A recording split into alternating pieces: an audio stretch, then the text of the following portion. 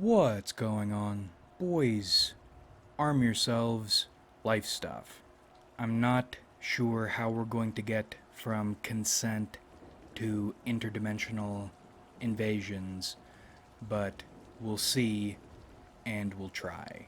Consent is a major relationships apprehension of mine because it is a risky thing for everybody. It is a contentious issue, not just socially but also legally. Opinions about it are it's complicated and it's straightforward at the same time, and as it stands now, there are no safeties for anybody. So I was reading about potential solutions and consent cards came up. Just any form of contractuality. And the responses to the idea of them were one, they don't work because someone could be forced to contractually consent under pressure. Someone could change their minds, and there isn't a legal precedent for them, so they wouldn't hold up legally. And in fact, could work against you, probably would work against you because it's weird, it's suspect. And it's suspect because, two, people could use them or try to use them as get out of jail free cards for sexual assault. And third, fuck yourself for even thinking about something like this. You hate women, you should kill yourself.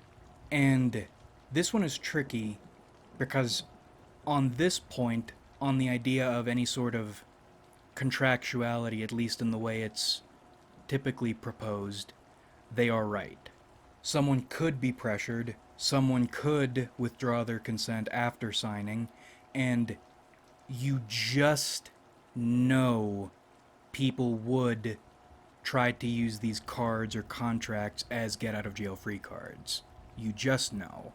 That's the world, that's people, that's humanity, and with something like this, you cannot go in expecting people to be decent. 100% right. However, once again, almost universally, in these overwhelmingly negative reactions to the idea, it's not just a negative reaction against misuse of a low-end safety. It is the hatred for the concept of any sort of safety. According to everything I read, all the responses I read, I couldn't find one positive one. If you think about sexuality legally at all, in any capacity, there's something wrong with you. You're a bad person. And you're also almost certainly perpetuating lies about false accusations, which false accusations never happen. And that's where I call bullshit on two levels. Firstly, they do happen. People are evil. When someone decides they want to hurt you, which they will go all out. And I say that not exclusively in a women accusing men scenario. In general, when someone decides they want to hurt you, they're going to do everything they can to hurt you. Unfortunately, with no safeties, accusations are on the table. Just in my personal realm of experience, Saint O'Neill falsely accused and convicted. Fucked up his entire life. Which, double personal experience for me, is the case. One bad experience with the justice system fucks you up forever. And not just emotionally, not just mentally, legally you are fucked forever. A guy I went to university with got falsely accused, got pretty deep into the case, until he was able to prove definitively he was not where his accuser said he was. And one of my exes, in a completely different state, when I fucking dumped her, threatened to accuse me of a number of things, which I still have screenshots of. knowing it doesn't matter if there's an ounce of truth. The accusation itself is damning. Just being accused will fuck your life up. In the same way, you can't expect people to be decent with consent cards. You can't expect people to be decent with the power to accuse. It is unfortunate humans are the way they are. The world is the way it is, and you need to look at the world that way. You need to treat everyone with suspicion, give nobody the benefit of the doubt ever. But that's the way it is, and the I hate using the word double standard because I think it's overused. But this is the clearest example I've seen, or one of the clearest examples I've seen. One of the most infuriating examples recently I've seen, probably because of the legal elements involved. Absolute and justified suspicion on one side, and total denial of everything on the other. And on the second level, why don't you want safeties? I'm not suggesting a specific one. I'm talking about the idea of a safety, or safeties in general. Because people are awful.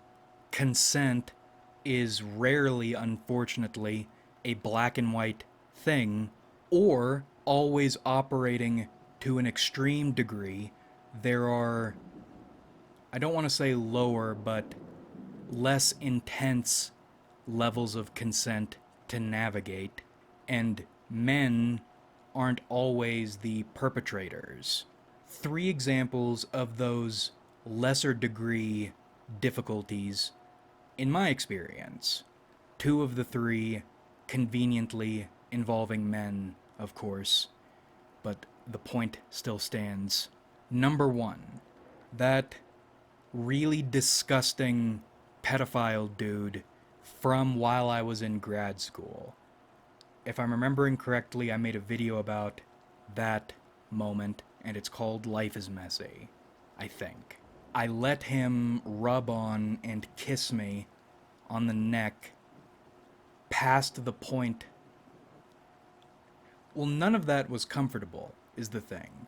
But in my mind, that was something I was supposed to let happen. And then it culminated in waking up in my room naked, the room trashed after being blackout drunk. Second event. Pretty sure I didn't give this one its own video, but I do remember discussing it on the channel. Starting to break down emotionally and let myself cry with someone.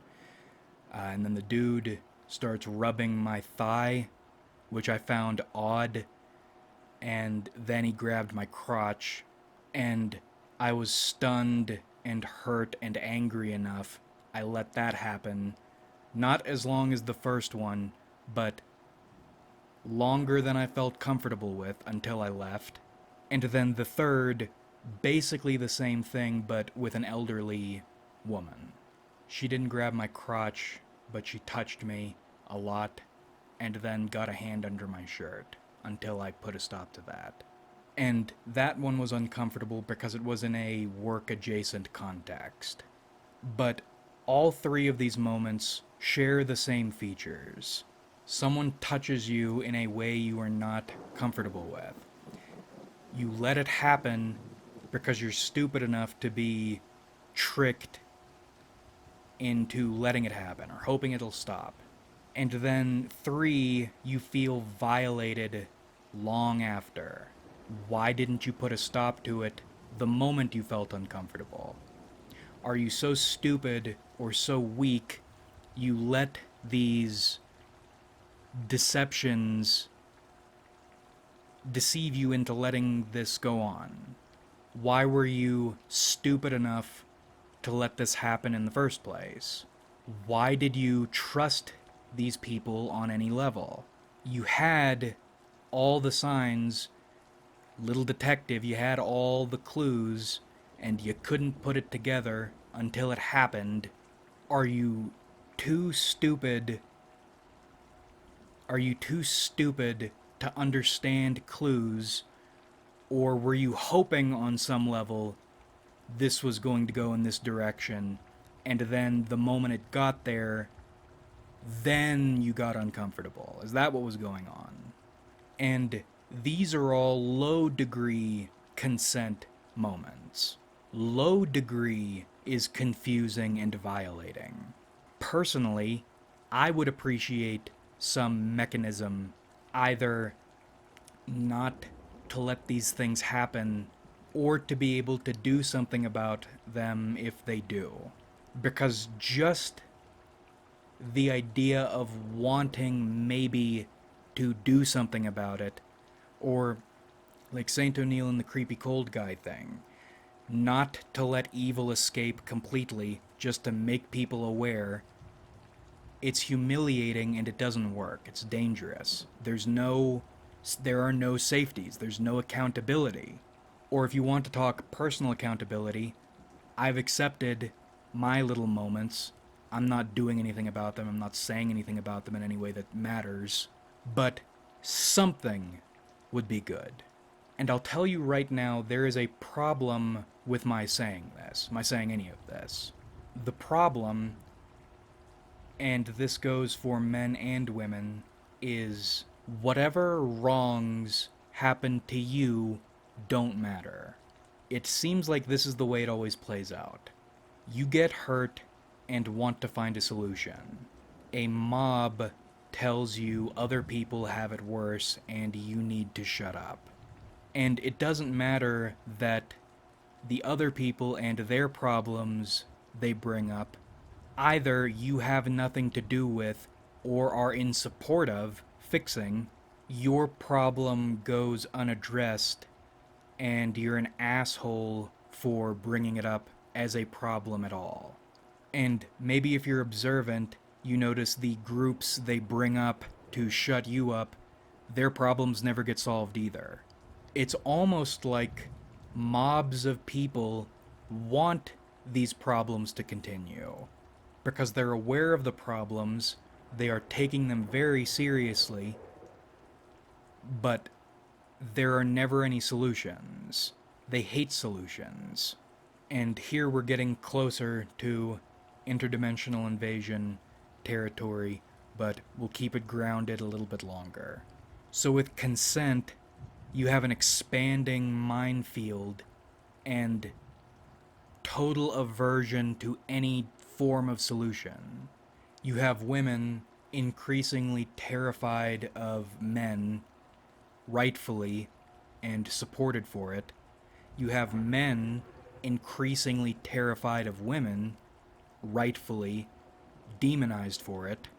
And you're coaxed, both men and women, coaxed by this mob just to walk into the minefield of sexuality with no safeties because you just should. People are coaxing, or ironically pressuring you into a situation designed to mutilate you in some way. I don't want to be accused of violating consent.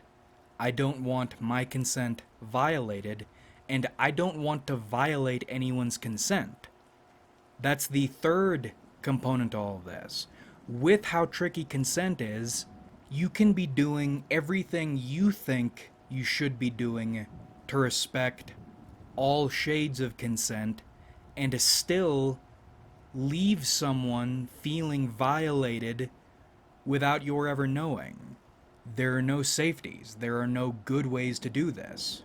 I mean, you are totally welcome to fly blind the way people seem to want you to, but that is going to end poorly at some point.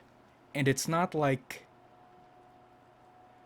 One of the weird things people online were upset about pretty consistently was the idea of formalization on any level. But it's not like sexuality is this thing that can't or shouldn't be formalized. It has been formalized. On the base level, you have prostitution. That is legally entrenched where it's legal. There is precedent. In the United States, you have marriage. In some states, adultery, and more surprisingly, withholding sex for 1 year, both of those are grounds for divorce. It's already in law.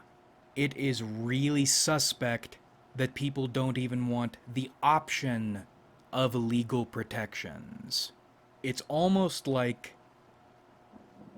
some people, stand to gain something from dangerous circumstances, benefit from people hating each other, being terrified of each other, staying away from each other. They benefit from getting society to this point at all that these things need to be discussed in this legal and formal a manner, and then not try even to create options to resolve it on any level.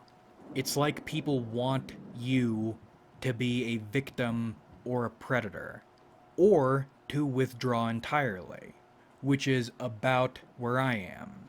You can't trust anybody or anything. If the prevailing options are lose or lose, I'd rather not play. And I've learned even long distance, no physicality relationships are risky. It's like Orwell. Sex turned sour. Again, it's almost like someone stands to benefit from this state of affairs. It's almost like we have precedent for this. Almost like these ideas maybe have been explored before. But I guess it doesn't matter. This is so demoralizing, I don't even want to talk about the demons. I don't want to get into Crowley. I don't want to get into the magical implications of all these things. The actual implications are bad enough. So I guess we will cut it here with one major takeaway. When someone pressures you into an uncomfortable situation, and they condemn you and attack you when you suggest wanting the option of a safety, don't do whatever it is they're pressuring you to do. If someone invites you to go hiking deep into the woods, off the trail, in the middle of the night, and they mock you and call you stupid and shitty and an awful person when you suggest letting people know where you're going and when, don't go. Don't do it. That person's like a serial killer or a skinwalker or something. They're going to kill you and probably eat you. Don't do it.